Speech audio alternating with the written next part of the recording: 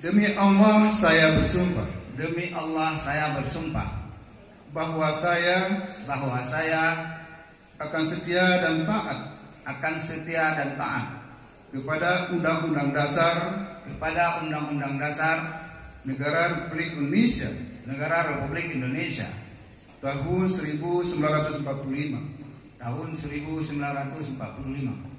serta akan menjalankan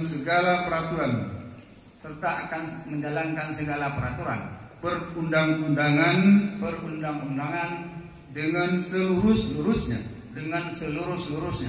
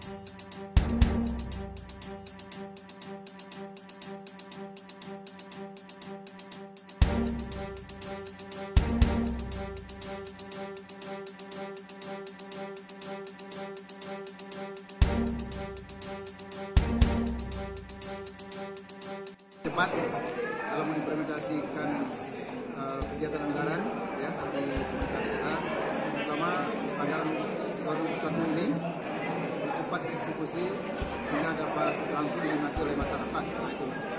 Kemudian yang kedua, seiring dengan Musrembang tahun kedua juga Sekda baru ini kita harapkan lebih progresif dan aktif untuk mengikuti berbagai kegiatan Musrembang dan nanti bisa menjawab harapan-harapan